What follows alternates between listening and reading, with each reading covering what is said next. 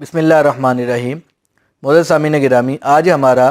ख़त्म नबूवत सल्लल्लाहु अलैहि वसल्लम कोर्स का 18वां सबक है और इस सबक के अंदर हम कादियानियों की तरफ से चंद बुज़ुर्गाने उम्मत पर लगाए गए उन इल्ज़ामात का जायज़ा लेंगे जिसमें कादियानी उन बुज़ुर्गाने उम्मत पर ये इल्ज़ाम लगाते हैं कि वो बुज़ुर्गान सैयदना ईसा अलैहिस्सलाम की वफ़ात के कायल थे। कुछ बुज़ुर्गाने उम्मत पर कादियानियों की तरफ से लगाए गए इल्ज़ामात का जवाब हम सबक नंबर 17 के अंदर दे चुके हैं और कुछ बुज़ुर्गाने उम्मत पर कादियानियों की तरफ से लगाए गए इल्ज़ामात के जवाबात इंशाअल्लाह हम इस सबक के अंदर देंगे। तो हम सबसे पहले कादियानियों की तरफ से इमाम इब्न तैमिया रहमतुल्लाह अलैह पर लगाए गए इल्ज़ामात का जवाब देते हैं, क्योंकि कादियानी कहते हैं कि इमाम इब्न तैमिया रहमतुल्लाह अलैह सैयदना ईसा अलैहिस्सलाम की वफ़ात के कायल थे। तो अब हम आपके सामने इमाम इब्न तैमिया रहमतुल्लाह अलैह की ही कुछ इबारात को सामने रखते हैं, जिससे मालूम होता है कि वो सैयदना ईसा अलैहिस्सलाम की वफ़ात की नहीं बल्कि उनकी हयात के कायल थे।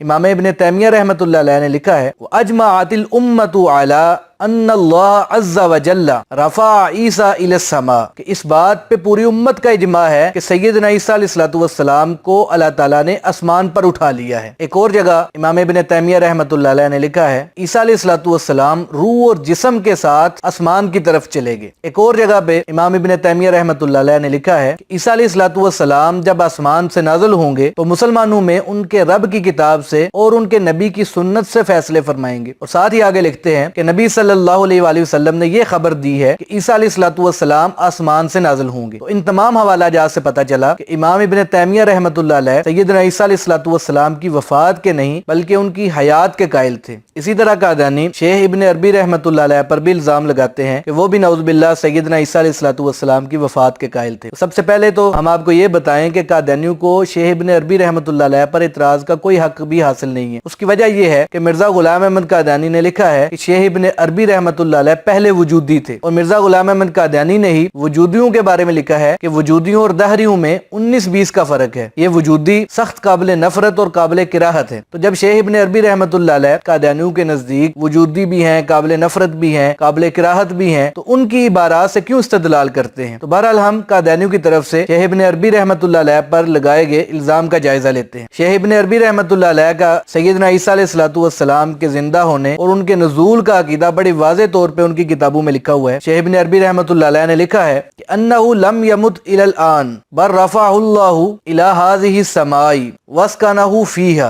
बेशक वो यानी सैयदना ईसा अलैहिस्सलाम अभी फौत नहीं हुए बल्कि अल्लाह ताला ने उन्हें आसमान पर उठा लिया था और वो आसमान पर हैं। इसी तरह एक और जगह पे शेख इब्न अरबी रहमतुल्लाह अलैह ने लिखा है, इन्ना ईसा यंज़िलु फी हाज़िहिल उम्मती फी आखिरी ज़मानी व यहकुमु बिशरीअति मुहम्मदिन सल्लल्लाहु अलैहि वसल्लम। इस इबारत के अंदर इब्न अरबी रहमतुल्लाह अलैह फरमा रहे हैं कि बेशक सैयदना ईसा अलैहिस्सलाम इस उम्मत में आखिरी ज़माने में नाज़िल होंगे और शरीयत मुहम्मदिया के मुताबिक फैसले करेंगे। तो मोअज़्ज़ज़ सामीन गिरामी, इतनी वाज़ेह इबारात देखकर कोई बददियानत ही होगा जो इब्न अरबी रहमतुल्लाह अलैह पर इतराज़ करेगा कि वो नऊज़ुबिल्लाह सैयदना ईसा अलैहिस्सलाम की वफ़ात के कायल थे। इन इबारात के अंदर शेख इब्न अरबी रहमतुल्लाह अलैह का सैयदना ईसा अलैहिस्सलाम के रफ़ा और नुज़ूल का अकीदा वाज़ेह हो रहा है और इससे हमें मालूम होता है कि कादियानी जो इब्न अरबी रहमतुल्लाह अलैह पर इल्ज़ाम लगाते हैं वो सारे इल्ज़ामात झूठे और गलत हैं। कादियानी हज़रत अब्दुल्लाह इब्न अब्बास रज़ियल्लाहु तआला पर भी इल्ज़ाम लगाते हैं कि उन्होंने मुतवफ़्फ़ी का तर्जुमा मुमीतू का किया है, जिससे मालूम होता है कि वो भी सैयदना ईसा अलैहिस्सलाम की वफ़ात के कायल थे। तो हम कादियानियों को कहते हैं कि भाई कौन है जो कहता है कि सैयदना ईसा अलैहिस्सलाम की वफ़ात नहीं होगी, उनको मौत नहीं आएगी। उनको मौत जरूर आएगी और अपने वक्त पर आएगी और उनकी मौत का वक्त आप सल्लल्लाहु अलैहि वसल्लम ने हमें बताया हुआ है कि जब सैयदना ईसा अलैहिस्सलाम का दोबारा नुज़ूल होगा तो उस वक्त उनकी वफ़ात होगी। हज़रत अब्दुल्लाह इब्न अब्बास रज़ियल्लाहु तआला भी उसी वफ़ात के कायल हैं। हम चंद हवाला जात आपके सामने रखते हैं जिनसे हज़रत अब्दुल्लाह इब्न अब्बास रज़ियल्लाहु तआला का अकीदा वाज़ेह होता है। तफसीर इब्न अबी हातिम के अंदर हज़रत अब्दुल्लाह इब्न अब्बास रज़ियल्लाहु तआला से एक तवील रिवायत मनकूल है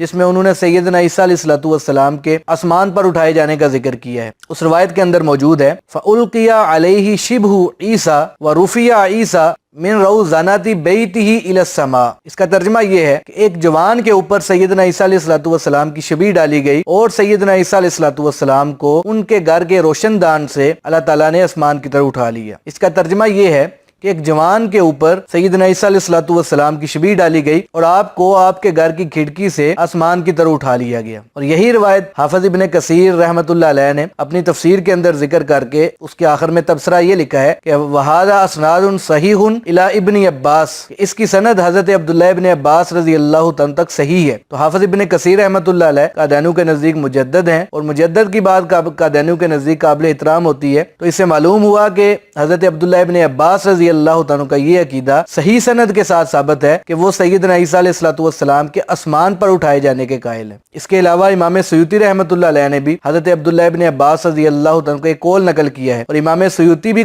چونکہ قادیانیوں کے نزدیک مجدد ہیں اس لیے ان کا حوالہ بھی نہایت اہم ہے۔ امام سیوطی رحمۃ اللہ علیہ نے حضرت عبداللہ ابن عباس رضی اللہ عنہ کا یہ قول نقل کیا ہے، انی متوفی کا رافیو کا ثم یمیتو کا فی آخر الزمان، کہ حضرت عبداللہ ابن عباس رضی اللہ عنہ فرماتے ہیں اللہ تعالیٰ نے فرمایا کہ اے عیسیٰ میں آپ کو اپنی طرف اٹھانے والا ہوں اور آخری زمانے میں وفات دوں گا۔ تو ان حوالہ جات سے پتہ چلا کہ قادیانی جو حضرت عبداللہ ابن عباس رضی اللہ عنہ پر الزام لگاتے ہیں وہ الزام غلط ہے، کیونکہ حضرت عبداللہ ابن عباس رضی اللہ عنہ بھی سیدنا عیسیٰ علیہ الصلوۃ والسلام کی حیات اور ان کی نزول کے قائل تھے۔ قادیانی مولانا عبید اللہ سندھی رحمۃ اللہ علیہ پر الزام لگاتے ہیں کہ وہ بھی سیدنا عیسیٰ علیہ الصلوۃ والسلام کی وفات کے قائل تھے، کیونکہ ان کی تفسیر الہام الرحمن کے اندر ان کا یہ عقیدہ موجود ہے کہ سیدنا عیسیٰ علیہ الصلوۃ والسلام نعوذ باللہ فوت ہو گئے ہیں۔ تو قادیانیوں کے اس الزام کا جواب یہ ہے کہ قادیانی جس تفسیر کا حوالہ دیتے ہیں اس تفسیر کے ٹائٹل پیج کے اوپر لکھا ہوا ہے کہ یہ تفسیر موسیٰ جار اللہ نامی آدمی نے املا کی ہے، اور اس نے مولانا عبید اللہ سندھی رحمۃ اللہ علیہ کی طرف منسوب کر دی ہے۔ تو اب ظاہری سی بات ہے کہ یہ تفسیر مولانا عبید اللہ سندھی رحمۃ اللہ علیہ نے تو خود تو نہیں لکھی، کیونکہ اگر خود لکھی ہوتی تو پھر ان کا عقیدہ یہ ہوتا۔ تو ظاہری بات ہے کہ جب مولانا عبید اللہ سندھی رحمۃ اللہ علیہ نے خود یہ تفسیر لکھی ہی نہیں ہے تو پھر اس سے ان کا عقیدہ کیسے ثابت ہو سکتا ہے؟